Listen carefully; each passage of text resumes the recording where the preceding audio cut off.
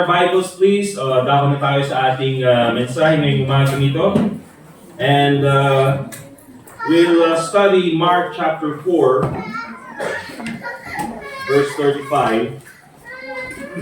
And pagdating ng storm seasons, oftentimes ito yung pinupuntahan nating text.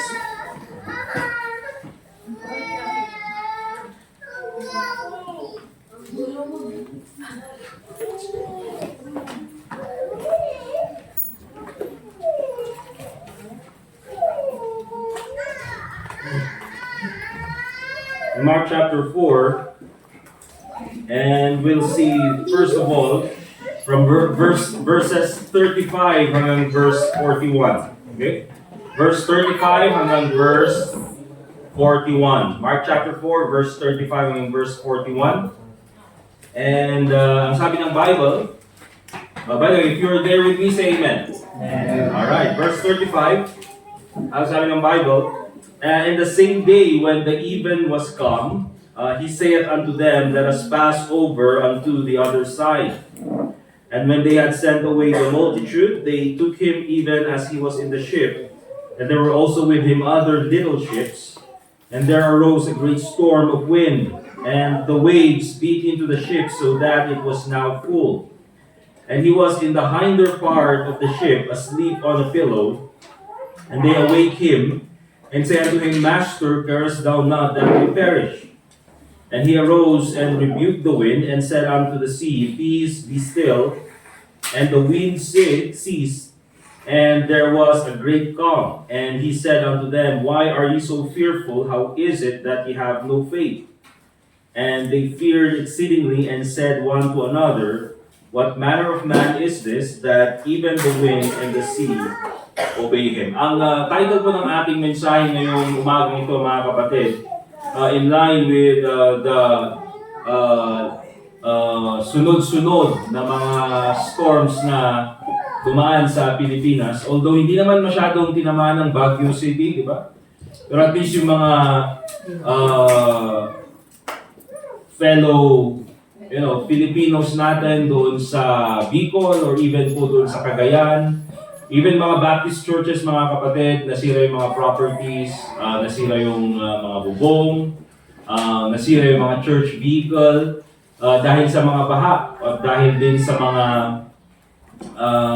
landslide, okay?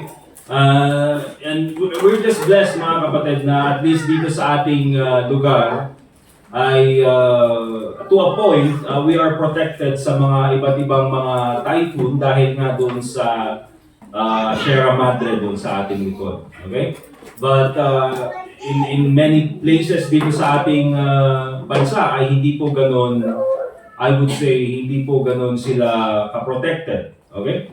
But still, mga kapatid, we see our brethren in these places still continuing in serving the Lord Jesus Christ.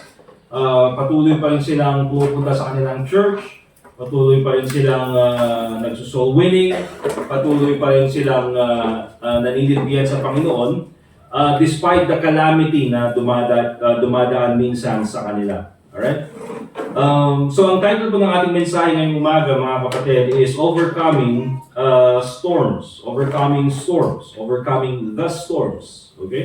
So bahala kayo kung anong gusto niyo ilagay na title. Make it personal if you can. Okay? Overcoming the Storms, or sabihin niyo siguro, Overcoming my Storms. Overcoming the Storms. Alright? So dito sa Mark chapter 4, verse 35 until verse 41, yan po yung makikita nating situation concerning the Lord Jesus Christ, and especially yung mga disciples na kanyang mga kasama. So let's go to, first of all, Psalm 107. And just part ng ating introduction. Let's go to Psalm 107. By the way, bago po natin basahin yun, let's have a very short prayer for our message this morning. Once again, dear God, we thank you for this time that we can read portions of the Bible. I pray, Lord, that through the Holy Spirit, ikaw po sanang magturo sa amin. Lord, please give me the wisdom that I need and the utterance also to preach your word clearly. And I pray, Lord, that you be the one to speak to us individually through the Holy Spirit. And I pray, Lord, that the principles that we can learn are may be planted in our hearts nang sa gawin po ay maging mabunga po sa aming buhay bilang Kristiyano. So once again, dear God, we thank you so much for this opportunity and also pray in Jesus' name. Amen. Alright, so sa Psalm 107, if you read hanggang verse 23 hanggang verse 29, nakikita natin dito the sovereignty of God over the storms. Okay? Or over, actually, the storm, the natural storm, makikita natin dito. And in verse 23, ang sabi ng Bible, they that go down to the sea in ships, that do business in great waters, these see the works of the Lord and His wonders in the deep. I'm not sure, mga kapatid. But isa siguro sa mga, I would say, high-paying job sa mga maraming Pilipino nowadays is yung pagiging, ang tawag doon, seaman. Okay? Isang pangalan?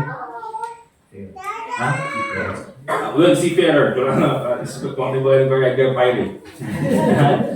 Seafarer. Okay, seafarer. Alright? It's very high-paying, mga kapatid. Di ba? Kaya nga marami po Pilipino, pumapasok sila sa mga maritime academy dahil at least malaki yung sweldo pag pumasok sila doon. But oftentimes, mga kapatid, the reason why it's a very high-paying job, it's at the same time, it's very risky. Okay? Very risky. Bakit? Kasi if you're working dito po sa ating lugar, working for a company, you're staying in a building, or naka-work from home ka, you know, kung merong mga problema, merong emergency, merong medical emergency, pwede kang itakbo sa hospital. Okay? And even to a point, mga kapatid, I would say it's still safe na nandito ka sa kalupaan. Bakit? Because, you know, Scripture tells us that people, humans, are made for land. Okay?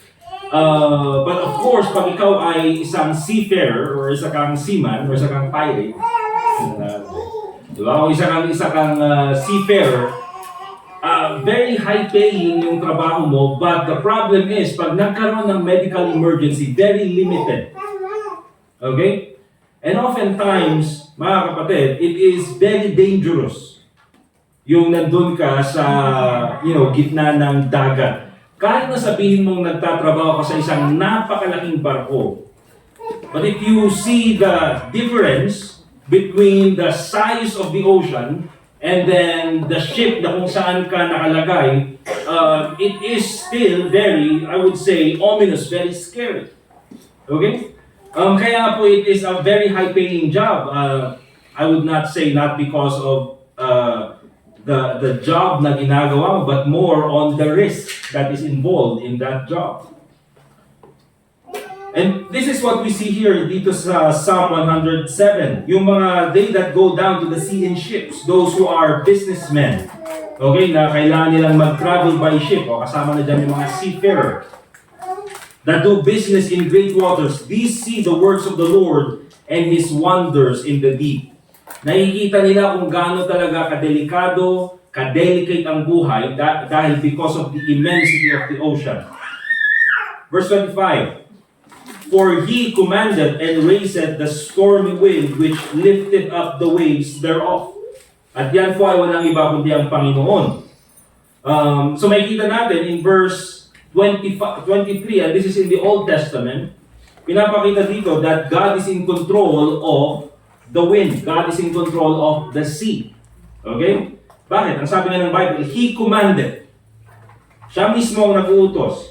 And raises the stormy wind which lifted up the waves thereof. They mount up to the heaven. They go down again to the depths. Their soul, ito na yung mga seafarers, yung mga seamen, their soul is melted because of trouble. Kaya nga sabi ng isang seafarer na nakausap ko, minsan kahit na gano'ng kakatapang, kapag andun ka sa gitna ng dagat, at ganun kalakas yung bagyo, at nakikita mo yung mga malalakas na alon, at minsan naririnig mo yung metal, yung bakal, yung barko gawa sa bakal, di ba? And nakikita mo yung sound niya na parang, ang tawag doon sa Tagalog, mas may matukol. mayuyupi or mapuputol, parang mapuputol daw yung ano, yung sound. Eh minsan kahit na gaano ka katapang, minsan iiyak ka na lang dahil sa takot. Okay?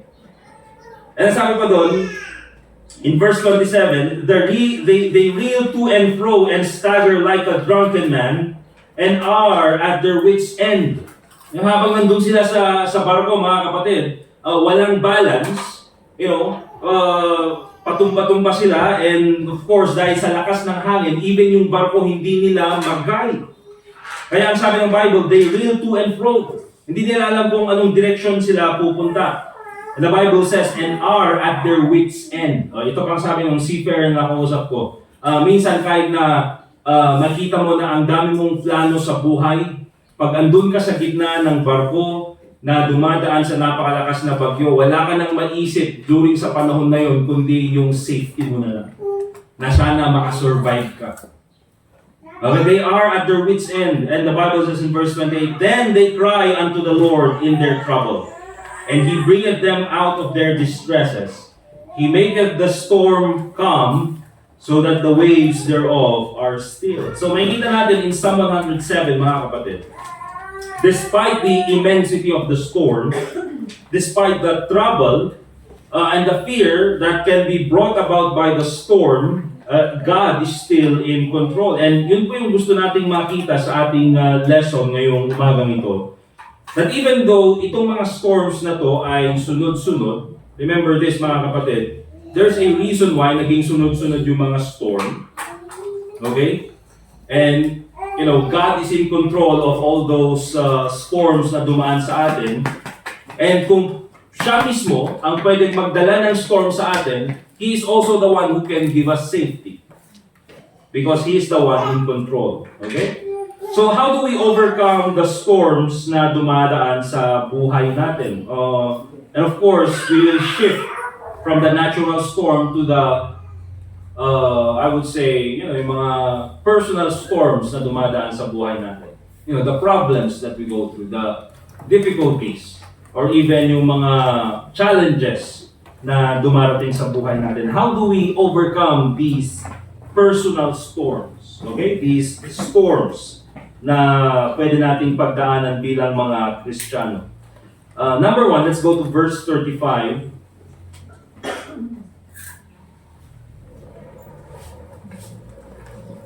And unang titignan natin dito mga kapatid is expect the storm. Okay?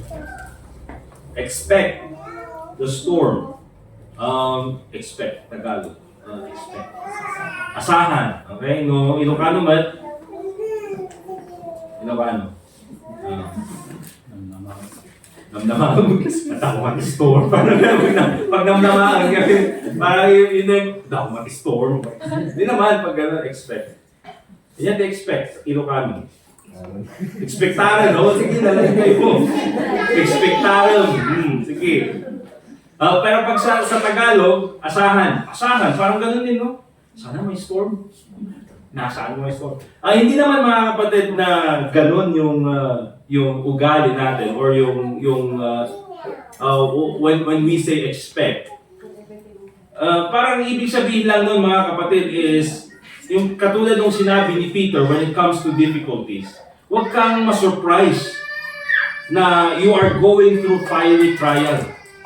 Bakit? Kasi kung ikaw ay Kristiyano, you will go through different trials in life. So huwag tayo yung klase ng tao na, may bigang pinagdaanan. No, you have to expect personally or even in different aspects sa buhay natin na mayroong storms or personal problems na darating sa buhay natin. In verse 35, let's just see once again from verse 37 na lang. Okay?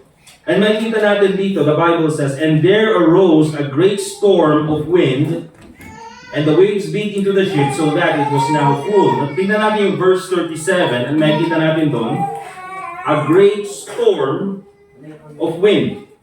Okay? A great storm of wind. Remember this, mga kapatid. Nakatulad ng mga storms na dumarating sa Pilipinas, storms come in different sizes. Storms come in different I would say, wind speed, different characteristics, different directions pa nga minsan. Di ba?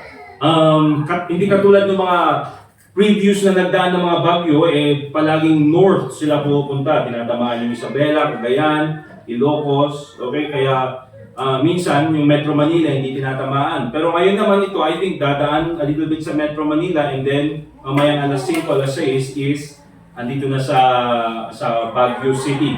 Okay? So, different storms, they have different directions, different sizes, different strength. And katulad din yan mga kapatid sa mga personal problems, personal storms that we go through in life, that we have differences of problems. Di ba?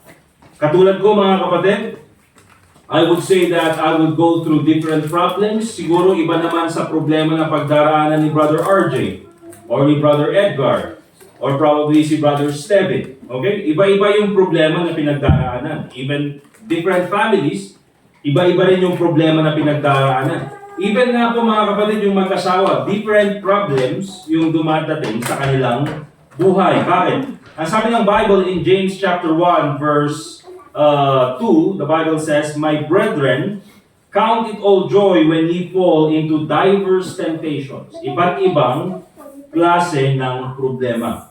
Alright? And ang gusto kong makita natin dito mga kapatid is this, in this particular point na nangyari sa Mark chapter 4 verse 37, yung storm na dumating sa mga disciples was immense. Napakalaki. Because the Bible says a great storm of wind. And I would say mga kapatid that hindi ko alam, pero siguro kasi tinatanong ko minsan yung mga matatanda, yung mga noon pa, di ba? Kung ano yung paano pagka ano? Kasi noon wala pang pag-asa naman, or may pag-asa na siguro, pero wala pa sila yung Facebook na every 2 hours nag-update. Kaya kung makita kung nasaan na yung bagyo. Okay? So I imagine mga kapatid, yung noon is that usually siguro yung mga citizens dito sa lugar natin is they just depend kung ano yung weather during that day. So I believe mga kapatid is wala sila yung attitude na katulad sa atin mga kapatid na wala pa yung bagyo, natatakot na tayo. Nag-gets nyo? Because again, hindi nila nakikita yung updates kung nasaan na yung bagyo, kung saan ba ito nagsimula, saan ito pupunta, saan ito dadaan. So tayo mga kapatid, we are very well informed and there's nothing wrong with that kasi ang maganda naman is we can prepare. Okay? Pero I imagine nung sa older times ay hindi ganun yung kanilang preparation because they just depend on siguro kung anong narinig nila sa news or kung ano na lang yung weather during that day. Nakita nila pagising ng umaga makulimlim ay pinagbabagyo itatan so magsagana tayo. So doon pa lang sila mag-prepare. Okay?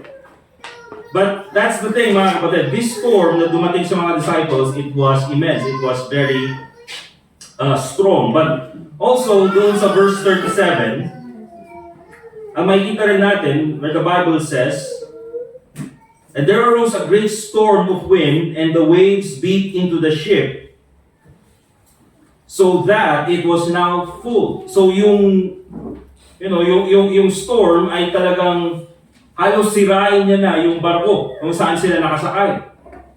And by the way mga kapatid, ang sabi ng Bible, ship. Hindi ito boat. Kasi nakikita niyo yung mga illustration ng si Jesus Christ nandun daw sa Sea of Galilee. And puros mga boat. As nakikita natin yung boat si Burnham. Hindi ganun mga kapatid.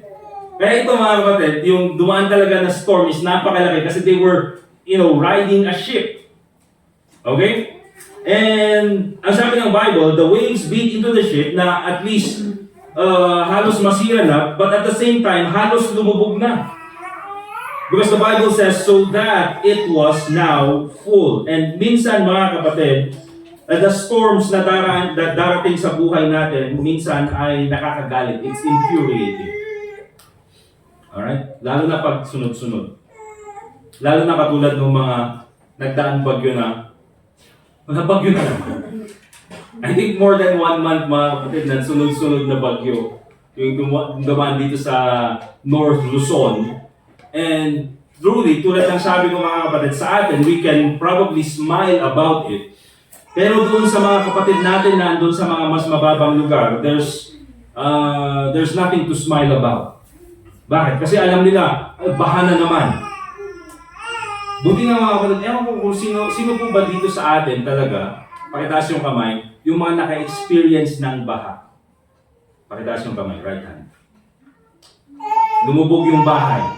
O hindi man lumubog yung bahay or, binaha yung bahay. Meron na po ba mga kapatid? Wala pa? Wala? Kayo Van. Saan kayo Van? Sa Bicol, kaya pala. Kumusta doon nung dumaan yung Christine? Okay na, naka-recover na. Okay. Pero binaha kayo. Okay. Kayo si Slea. Sa pastor, natanggal lang ng bubong. Itanggal ng bubong, ay pambira, mas mahirap na naman yun. Pero hindi na pa. Oo. Hindi, nabaharin syempre, pumapasok na yung tubig. Diba? Ang hirap pag malakas. Sino pa? Usually mga kapatid, lowlands. Okay? Ang binabaha. Pero dito naman sa Baguio, sino nang nasubukan ma-landslide naman? Diba? That's why kung titingnan natin mga kapatid, dahil dyan sa sunod-sunod na pagdating ng bagyo, minsan, there is nothing to smile about. It is very infuriating. Ganun din po pag problema. Especially mga kapatid, natapos yung problema, may susunod na naman. Next week, may susunod na naman. Pinag-pray mo, natapos yung problema, tapos may darating na naman. It comes to a point, mga kapatid, nandun ka na sa breaking point at, parang medyo galit ka na sa mundo. Bakit? Because sa sunod-sunod na problema. Okay? And let me tell you mga kapatid, kung ganun yung feeling mo, or even though you're a Christian, mga kapatid, that is I would say, a normal human response. Okay? But again, balikan natin kung saan yung James chapter 1 verse 2 hanggang verse 4, the Bible says, "My brethren, count it all joy when ye fall into diverse temptations." Bakit kaya pwedeng, we can say na, ang bira kahit ng daming problema, we can count it all joy. You see? And here's the thing mga kapatid. Kapag andun ka sa point na natanggalan ka ng bubong, katulad nila si Slea siguro, or katulad nila Van na binaha sa Bicol, or katulad nung, I think elementary kami noon, or high school nung na-landslide yung, di ba like Spring Hills? Niya katawan na ba? 2001 yata or 2002? 2001 or 2002, yung sa likod ng bahay namin na landslide. Kaya hindi na namin nagamit yung bahay until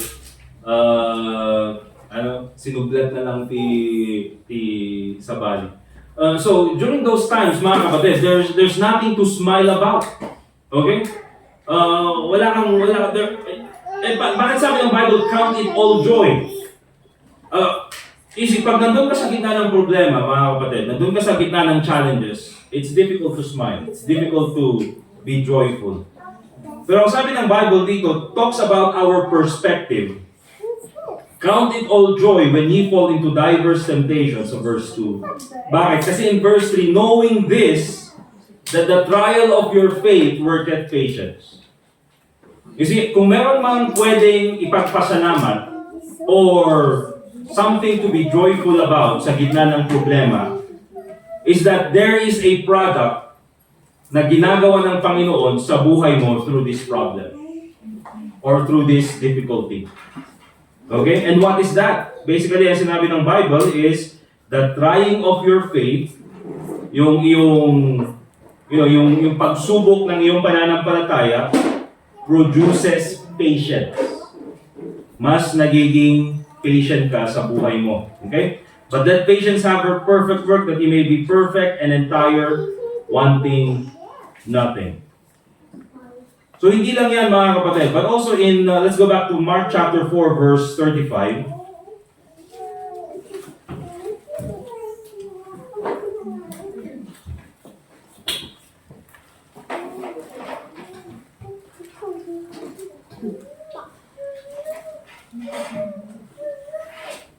Mark chapter 4, verse 35.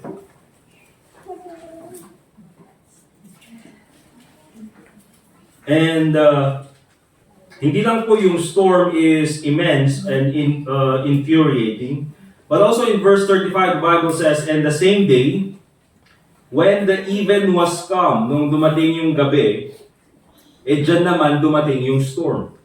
Okay? And so makikita natin dito that the storm was also inconvenient. Okay? At ganyan po mga kapatid yung problema. Kaya nga problema. Because it's inconvenient. At minsan mga kapatid, hindi mo pwedeng, ito lang siguro yung difference ng personal storms sa natural storm, is that at least pag natural storm, alam mo na kapag rainy season, dyan dumarating. Minsan hindi ka naman mag-expect ng storm sa February. Diba? Hindi ka mag-expect ng storm sa April. Okay? Summer. Pero pagdating ng June, July, August, September, October, November, dyan ka na mag-expect ng storm. Bakit? Because it's all rainy season during that time. However, mga kapatid, sa buhay natin bilang mga mananampalataya, there is no, walang storm season or walang summer season. Minsan pa nga, doon sa pinakamasayang araw mo, doon pa dumarating yung napakalaking storm. Or minsan pa doon sa time na pinaka-busy ka or meron kang very important na gagawin, dyan pa darating yung storm. Because katulad ng Bible, mga kapatid, katulad sinabi ng Bible, "And the same day when the even was come." Minsan mga kapatid, okay lang, di ba minsan kapag dumarating yung bagyo, ang pinaka-part na nakakatakot is sa gabi. Kasi hindi mo makita kung anong nangyayari sa labas. Mas lalo na kung nawalan ng kuryente. Alright? And yun yung pinaka-inconvenient. Kaya minsan mga kapatid, even sa mga, I would say, matagal na naka-experience ng maraming bagyo, even in the lowlands, mas gusto nila na sana dumating yung bagyo sa umaga or tanghali. Para at least alam na nila kung gaano kalakas. Pero ang hirap kasi kapag sa gabi dumating. Ang hirap mag-prepare. Ang hirap lumikas pag gabi. Alright? And so it's very inconvenient. But that's the thing, mga kapatid, hindi mo pwedeng i-schedule ang pagdating ng problema. Yan nga po yung sinasabi mga kapatid ng Proverbs chapter 27. That's why kahit na sabihin mong gaano ka ka-prepare sa buhay mo, nag-prepare na ako para sa savings, sa mga ganito, sa mga emergency, naka-prepare na lahat yan. It's good na may preparation. But still, it comes to a point na kahit na ganong preparation ang gawin mo, still, there are some difficulties na minsan, you cannot prepare for it. Ganun na lang. Ayan yung sinasabi ng Proverbs chapter 27 verse 1, the Bible says, "Boast not thyself of tomorrow." Hindi ka pwedeng magmayabang sa kung anong pwedeng mangyari sa kinabukasan. Bakit? "For thou knowest not what the day may bring forth." Hindi mo pa rin alam kung anong pwedeng mangyari. Katulad siguro mga kapatid ng mga weather forecast. Okay? Yung sabi natin, or nakikita natin kung saan dadaan yung bagyo, ay siguro mahina lang, or siguro masyadong malakas. Still, you cannot measure the strength of the storm kung nandun ka na sa gitna ng storm. Okay? So the storm was inconvenient. But ito ang very important na gusto kong makita natin. In Mark chapter 4 verse 35,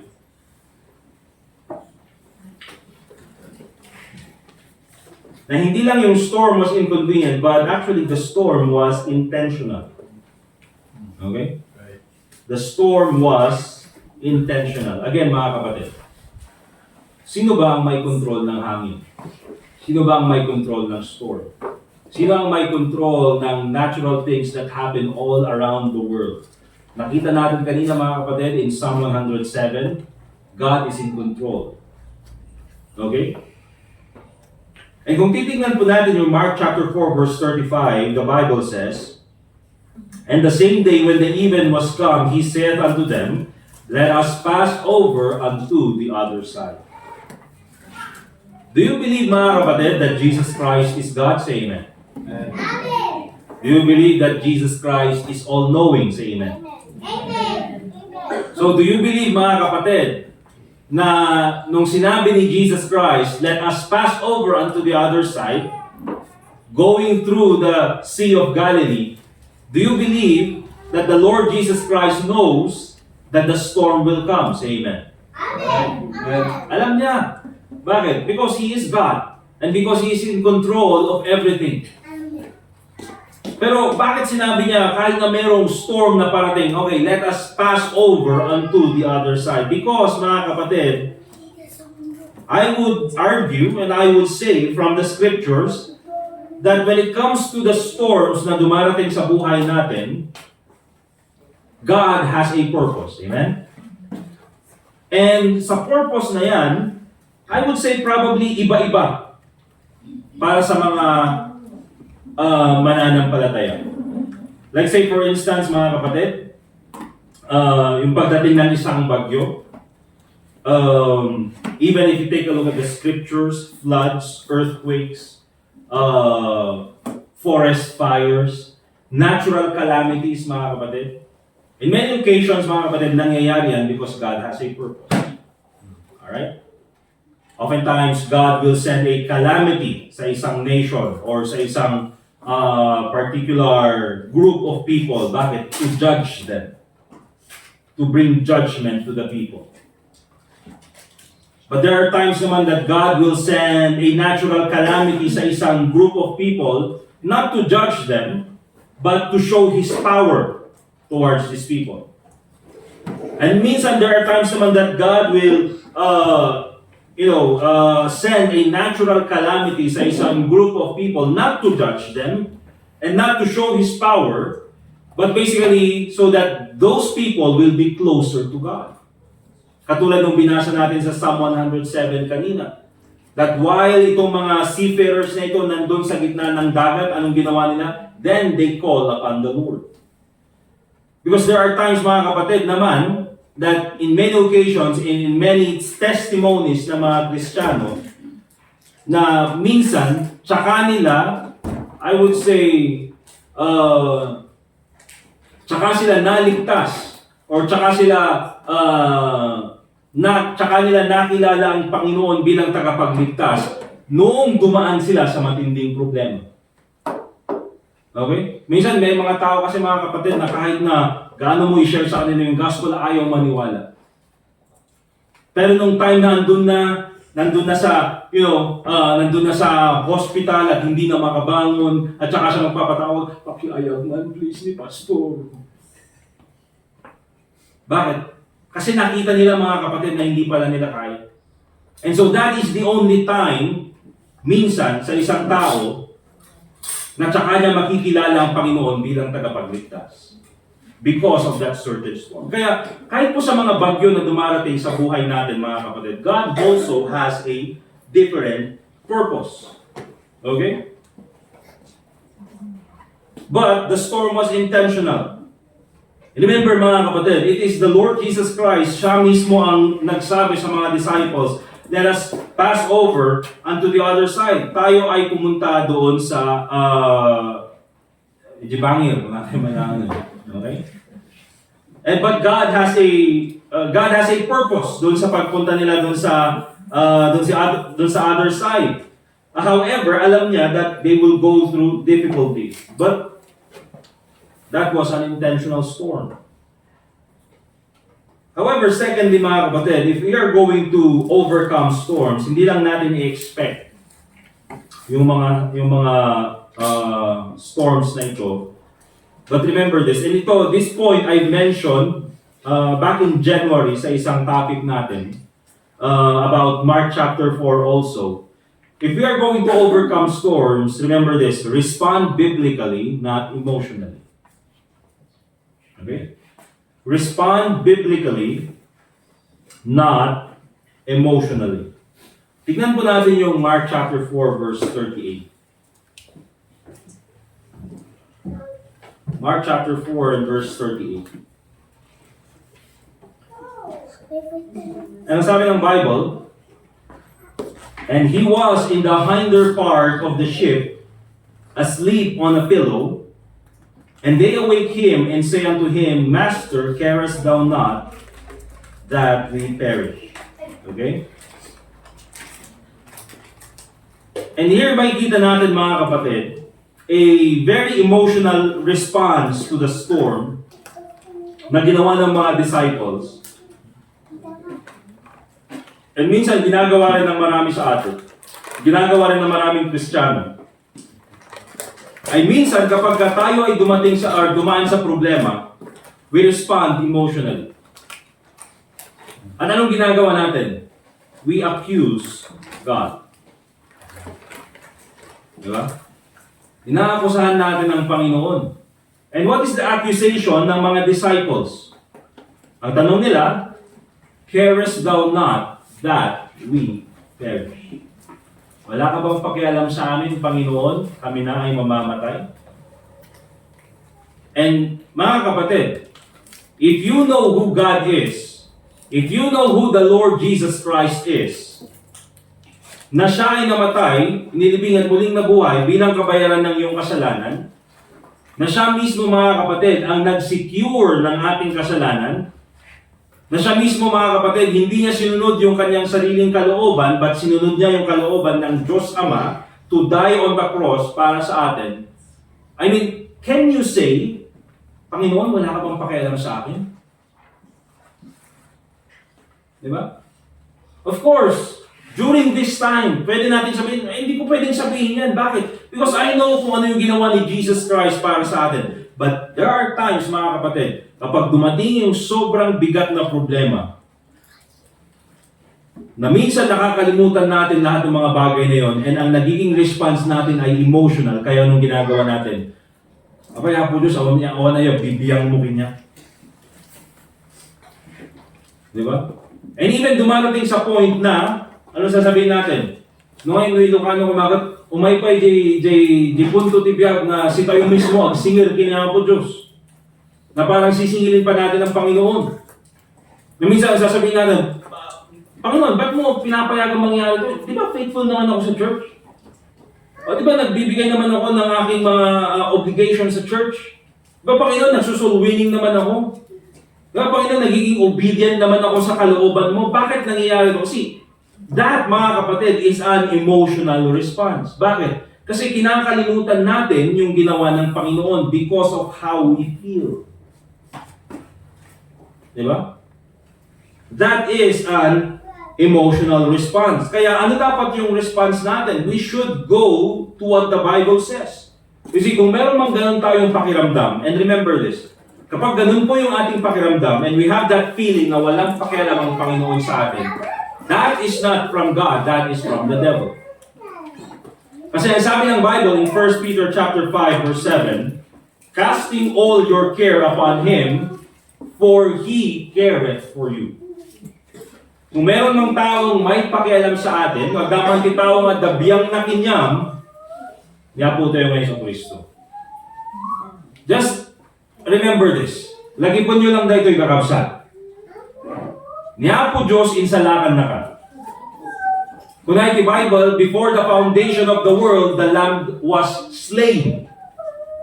Before pa tayo ginawa ng Panginoon, Christ had already offered up Himself para sa atin. Insalakan na kanya po Diyos, tapos kastoy, insalakan na kanya po Diyos, bye-bye na kagaron. Okay? Kaya, remember mga kapatid, yung sinabi ng Bible, casting all your care upon Him, because biblically, He cares for you. Okay? Christ cares for you. Now, ano dapat yung ating response? Again, respond biblically, not emotionally. Ito dapat yung ating response. Going back to verse 38, the Bible says, and he was in the hinder part of the ship, asleep on a pillow, and they awake him. And so, gusto kong makita natin mga kapatid is this. Though they accuse the Savior, but at least maganda yung ginawa nila, they approach the Savior. Linapitan nila ang Panginoon. Ang problema nga lang mga kapatid is, negative yung kanilang accusation. However, ang pinaka-the best na gawin natin, mga kapatid, in times of problems, in times of personal storms, is we have to approach the Savior. Okay? Di ba mga kapatid, meron yung, yung kanta sa Tagalog, natutulog ba ang Diyos? Natutulog ba ang Diyos? Well, do you believe that Jesus Christ is God? Yes. Say amen. Amen. The Bible says, and they awake Him. Natutulog ba ang Diyos? Natutulog ba ang Diyos, mga kapatid? Natutulog ba ang Diyos? Say amen. Amen. Well, ang point dito, mga kapatid, kasi ito yung ginawa namin noon ng report, is that, of course, Jesus Christ being 100% God, 100% human, ay natulog siya. But it does not mean that He is not aware of everything that's happening. Naintindihan, mga kapatid? Ibig sabihin ba, porque natulog ang Panginoon, porque natulog si Jesus Christ, nabawasan na yung kanyang pagka-Diyos? Hindi po, mga kapatid. Kahit natulog si Jesus Christ at this point, He is still all-powerful. Kahit natulog si Jesus Christ during this point, He is still all-knowing. Okay? Kaya po, kahit nasabihin natin, mga kapatid, na meron tayong problema at gusto nating lumapit sa Panginoon, baka natutulog ang Panginoon, well, lumapit ka sa Panginoon, gigising siya para sa iyo. Bakit? Kasi nung lumapit yung mga disciples, they awake Him, ibig sabihin, gumising ang Panginoon and say unto Him, Master, carest thou not that we perish? So still, mga kapatid, instead of accusing God or instead of accusing the Savior, why don't we make a request to the Savior? Philippians chapter 4, verse 6 to 7. And we always go sa verse na ito.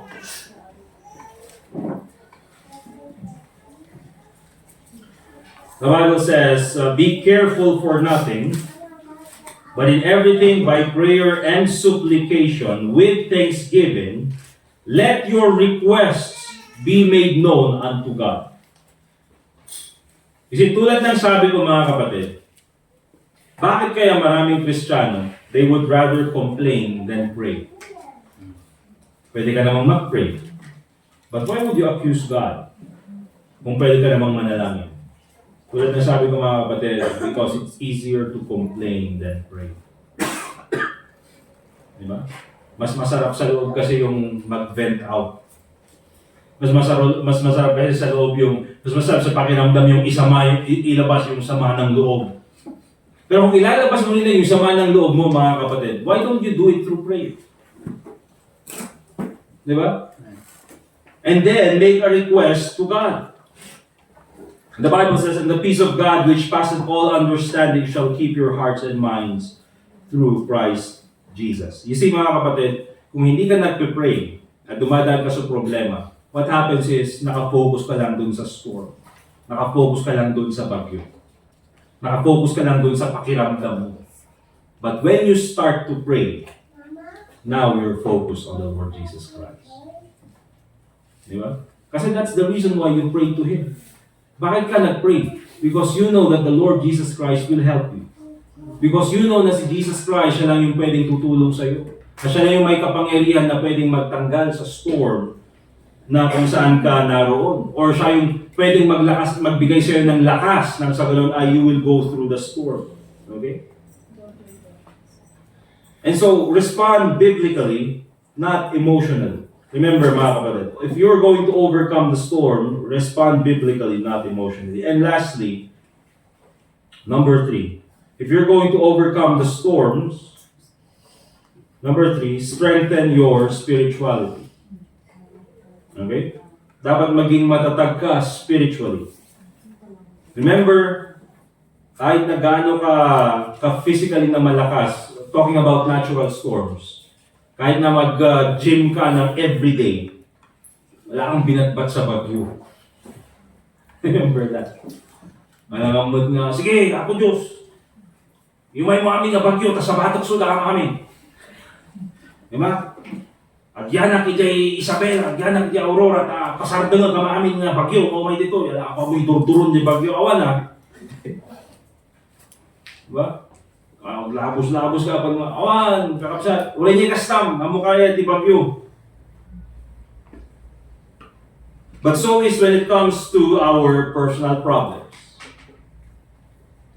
I mean, you cannot kahit na mag-gym ka every day, kung emotional problem yung dumating sa'yo, kung relationship problem yung dumating sa'yo, walang gagawin yung physical. Okay? Kahit na sabihin mo, very strong ka emotionally, or very strong ka, mentally, or very strong ka economically, pag health problem yung dumating sa'yo, walang binatbat lahat yan. Pero kahit na dumating yung physical problem, health problem, dumating yung financial problem, dumating yung emotional relationship problem, kahit na dumating yan ng sabay-sabay, if you are strong spiritually, you can go through it.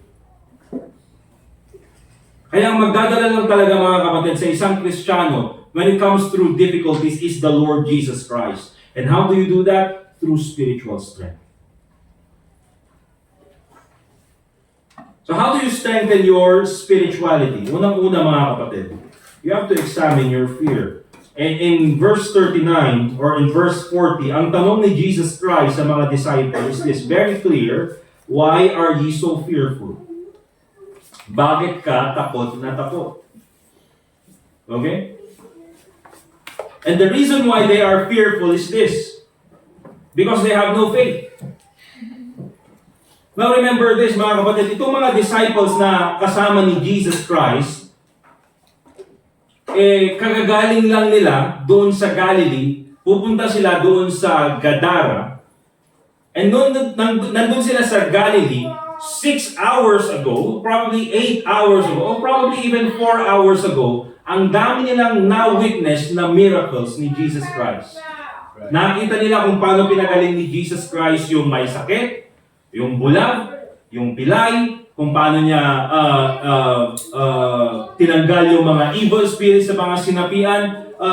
Nakita nila lahat yon na ginawa ni Jesus Christ. Okay? So, I believe when it comes to faith, walang problema. Meron silang pananampalataya. Pero bakit after 4 hours, nung nandun na sila sa gitna ng bagyo, anong nangyari? Why are you so fearful? How is it that you have no faith? Bakit wala kayong pananampalataya? Bakit ganun yung sinabi ni Jesus? Remember, si Jesus Christ yung nagsabi nito. So, ibig sabihin talaga mga kapatid, na itong mga disciples na ito, nawalan ng pananampalataya kay Kristo. And remember this, mga kapatid. Minsan talaga, kahit na sabihin natin na, kagagaling namin ng church, kahit na anong problemang darating sa buhay ko, malakas ang pananampalataya ko. Diba? Kahit na anong darating, nagbasa ako ng Bible, nagpray na ako. Kahit na anong darating sa buhay ko na problema, malalampasan ko yan dahil I am strong spiritually. You can never test the strength of your faith while you are, you can only test the strength of your faith when you are in the storm. Diyan mo lang makikita mga kapatid yung tatag ng iyong pananampalataya pag nandun ka na sa gitna ng problema. Because apparently itong mga disciples na ito, yes, ang lakas ng pananampalataya nila kay Kristo nung okay ang lahat. Nung nakita nila yung miracles ni Jesus Christ. Pero nung delikado na yung buhay nila at andun na sila sa gitna ng storm, anong sabi nila? Kumbira, wala pala silang pananampalataya, sabi ni Kristo. Kaya minsan mga kapatid, yung pananampalataya ng Kristiyano, minsan mga kapatid, hindi mo yan nakikita sa kanilang pagpunta sa church, sa kanilang pagdadala ng Bible, pagpunta sa soul winning. Minsan mga kapatid, nakikita mo yan na dahil despite sa problema ang kanilang pinagdaraanan, they still go to church. Nakikita mo yan dahil despite sa kanilang problema ang pinagdaraanan, they still go and do soul winning. Despite sa kanilang problema pinagdaraan, they still give yung kanilang mga obligations sa church. Obligations to God. Despite sa kanilang pinagdaraanan, they can still encourage other Christians. that is when the faith of a believer is measured, when he is in the middle of the storm. So why are you so fearful? Yun yung tanong ni Jesus Christ. Again, mga kapatid, because minsan pagdating ng problema, madaling kalimutan yung mga ginawa ni Kristo para sa atin. And so, if you're going to strengthen our spirituality, examine your fear. And by the way, mga kapatid, ito rin yung probably effect din nung marami tayo masyadong storm updates. Tulad nung sabi ko, wala pa yung bagyo, takot na tayo. Well, it's good because we can prepare. Pero ito kasi super typhoon, di ba? But, in many cases, mga kapatid, takot na takot tayo, wala pa yung bagyo, pero pagdating ng bagyo, ay, wala pala. Ganun lang pala. But still, nakapag-prepare, di ba? But that's the thing, mga kapatid. We have to examine our fear. And if you're going to examine our fear, lastly, at ito po yung last na titingnan natin, we have to elevate our faith. Elevate your faith. Taas nyo yung mga paa. Elevate your faith. Pananampalataya, mga kapatid. Okay? Elevate your faith. Kaya ang tanong ni Jesus Christ, how is it that he have not little, pero ang sabi ni Jesus Christ, no faith. Payawan sa kayo. How is it that he have no faith? You see, tulad ng sabi ko, mga kapatid, they had been with the Lord Jesus Christ nung nagsimula si Kristo sa kanyang ministry. Nakita niya yung mga miracles na ginawa ni Jesus Christ. So, it doesn't make sense, mga kapatid, para sa isang Kristiyano na naligtas ng napakahabang panahon at napakarami ng pinagdaanan, napakarami ng, na-prove sa faithfulness ni Jesus Christ, at tayo pa rin ay nandun pa rin sa point na palagi tayong namumuhay sa takot. It doesn't make sense. Okay? We need, mga kapatid, to elevate our faith.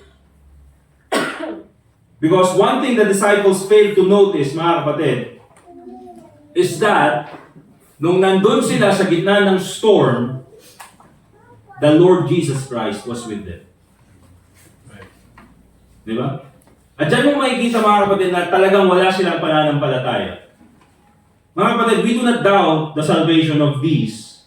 Okay? Kasi dito naman, mga kapatid, later on pa nila makapunta dun sa Jerusalem. But we do not doubt the salvation of these disciples. Okay? Pero it seems na nung andun na sila sa gitna ng storm, isa sa mga pinaka nakalimutan nila na very important part ng kanilang buhay is that they were with the Lord Jesus Christ. I mean, nakita nila si Kristo, how He did all these miracles, pero bakit nakalimutan nila si Kristo? Because minsan, mga kapatid, the reason why we cannot elevate our faith is we are too focused on the problem. Diba? So it's time to focus on what the Lord Jesus Christ can do. Ang laki ng problema na ito, well, tulad ng sinasabi ng kanta at palaging napapakinggan natin sa preaching many times, my God is bigger than the storm. Okay? So remember this, mga kapatid. Overcoming the storms, expect the coming storms. Huwag po tayo magulat na bakit may bagyo or may problema sa buhay natin. But remember this, pag dumating yung storm sa buhay natin, we have to respond biblically, not emotionally. And lastly, if you're going to overcome the storms, remember this, strengthen your spiritually. Walang magdadala sa iyo through the problems that you go through in life, not your physical, not your financial, not your economical, not your mental, or not even, mga kapatid, any kind of strength. What's going to go help you go through the storm is spirituality. Amen?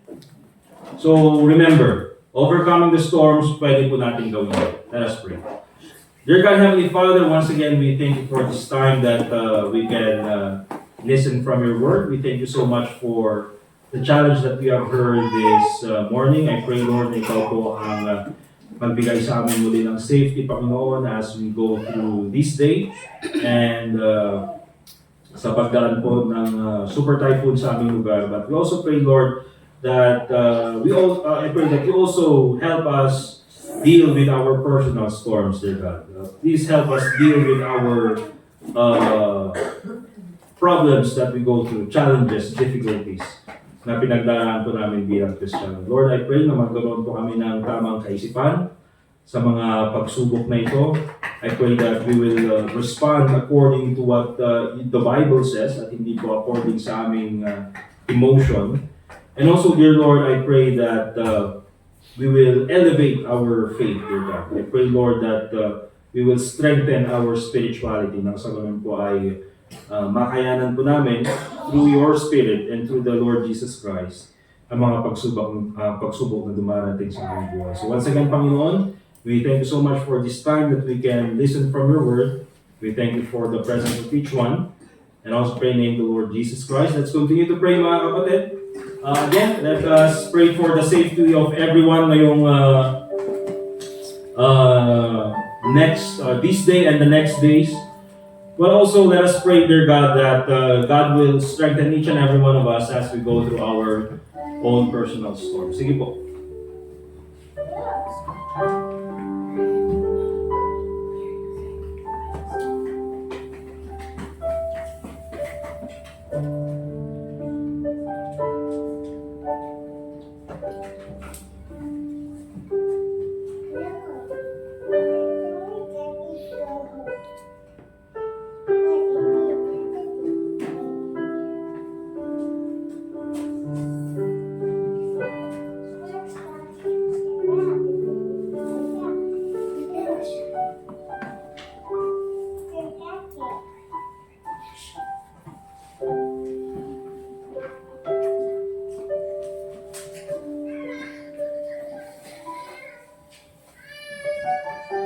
Dear God, Heavenly Father, once again, we thank you for this time that we can pray. Muli po, Panginoon, we commit to you everything that we're going to do this day sa lahat po ng aming susunod na gawain. At I pray, Lord, na ikaw po sana ang patuloy na maging gabay namin as we go through our lives this day and the following day. So once again, Panginoon, we give you back all the glory and praise. And also pray in the name of the Lord Jesus Christ. Amen. Alright, let's go ahead mga kapatid and prepare po natin yung ating mga offering. And we will ask po si John Mark.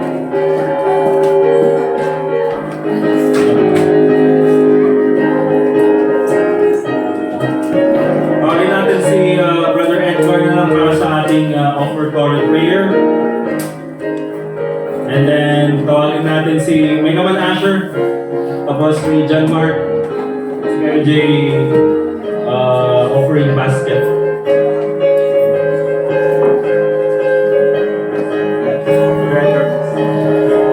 Alright, let's all stand up please mga kapatid.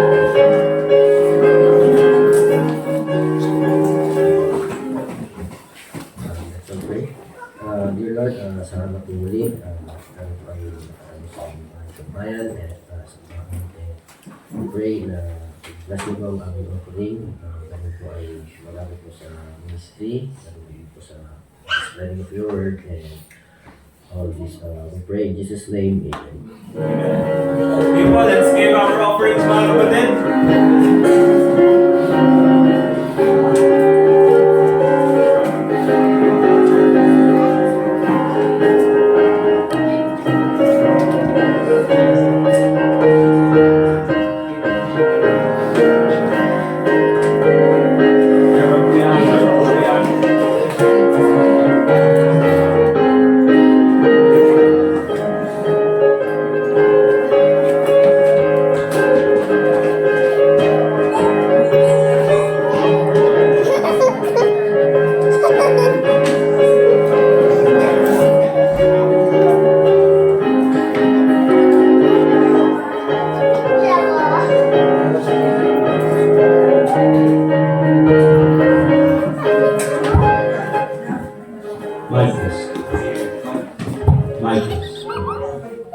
Alright, so let's go ahead mga kapatid and tawag doon? Let us, ano yun, yung closing song natin, closing prayer later on. But again, let me remind po yung mga kakanta, please remain. We'll have a short practice. Tapos yung mga kailangan namang ihahatid na ni Brother Jazer. Okay? Para mga young people, after ng pagka-dismiss, diretso away. Okay? Wala nang gagalat, baka kayo ay di pa rin ng bagyo. Baka malakas yan. Okay? But also mga kapatid, let us pray for Sister Camille dun sa kanyang exam. Tomorrow naman, di ba? Pag-pray natin yung kanyang exam. And sino? Si Daniela. Kailan? Bukas din, no? Sabay. Nasaan si Daniela? Magsama nga kayo. Si Camille tsaka si Daniela. Kasi daw yung ang tawag din yung kambal na swerte. Hindi ba? Buy one, take one. Dahil natin siya, may pag-pray natin. Daniela, ikaw mag-exam ka na bukas. Dalawa kayo ni Camille, yan si Camille. Mag-exam din siya. Okay? Saan kayo mag-exam? Ay, dyan, yung Town Plaza. Pagka na-overwhelm kayo sa exam, mag-all you can na lang kayo. Doon na lang kayo. Wala naman talaga eh. Hindi ko naman na-review yun eh. Okay? But anyway, we'll pray for them. Ano pa ang kailangan pag-pray? Okay, we'll pray again for the safety. Ano pa? Ano pa? Kailangan pag-pray. Wala na? Alright, so again mga kapatid, yung mga makinig. Next Sunday, November 24, after ng service, siguro hanggang 11 lang, Brother RJ. Okay? I-shorten ulit natin yung service kasi after yung service, Sophia, can you sit down please? Go ahead and sit down with God. Go. Go on. Yeah, go. Go and sit down. Go na lang with mommy. You're looking at me with that eyes, ha? So, But again, mga kapatid, i-shorten natin yung service. And then, after ng service, pupunta tayo doon sa main church. Okay? Para makipag-celebrate tayo doon sa missions conference. Doon na rin tayo kumain. Alright? Para sama-sama na tayo doon. Amen ba mga kapatid?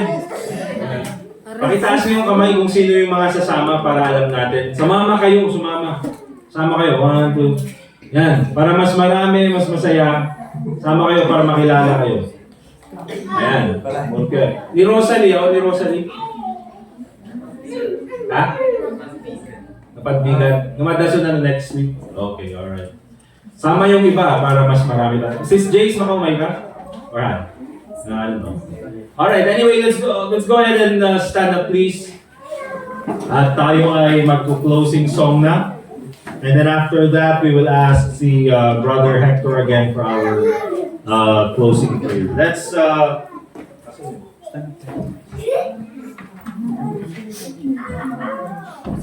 open our song. It's a song number 412, Onward Christian Soldier.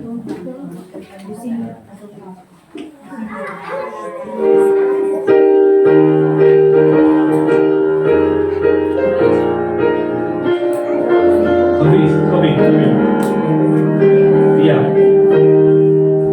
Alright, all together on the first stanza.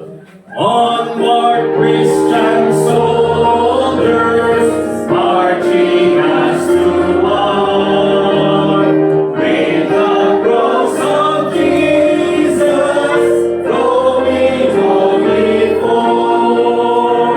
Christ the royal master leads against the foe. Forward into battle, see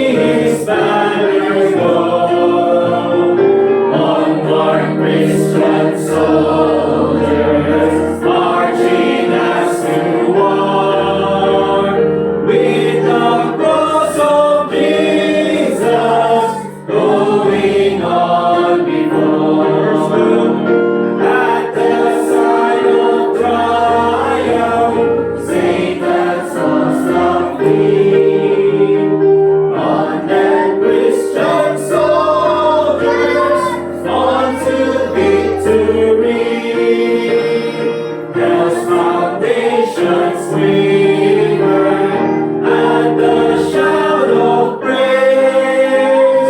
Brothers, lift your voices, loud your anthems raise. Onward, Christian soldiers, marching as to war. With the cross of Jesus going on before. Like a mighty army moves the church of God. Brothers, we are dwelling where the saints have trod. We are not divided, all one body we, one in hope and doctrine, one in charity. Onward, Christian soldiers, marching as to war. With the cross of Jesus going on before. Last stanza. Onward then, ye people, join our happy throng. Blend with us your voices in the triumph song. Glory, loud and honor unto Christ the King. This through countless ages, men and angels sing. Onward, Christian soldiers, marching as to war. With the cross of Jesus going on before. Amen. Remain standing, please. Tawagin natin si Brother Hector for our closing prayer. Let's pray. Lord, thank you again that we heard from you this morning, that we received your message from your word. Thank you even for the preaching of your word to our pastor. Thank you that our peace and assurance comes from you, and that our sufficiency is not also of ourselves, but from you. Thank you, Father, that we could go on, even in the trials of our faith. We can overcome because you have given us victory. Thank you, Lord, that we can continue to have the leading of your Holy Spirit, even the infilling that we receive from you. Dismiss us with your love, care, and protection. Keep us safe, and again, Lord, bring us back at the next appointed time. I ask this in Christ's name. Amen. Amen. Thank you mga kapatid. We're dismissed. Practice. Uy, pagbiro kami po umaraw. Kakainis naman yan. Now, mag second service tayo din. Diretso na natin. Okay, we are dismissed.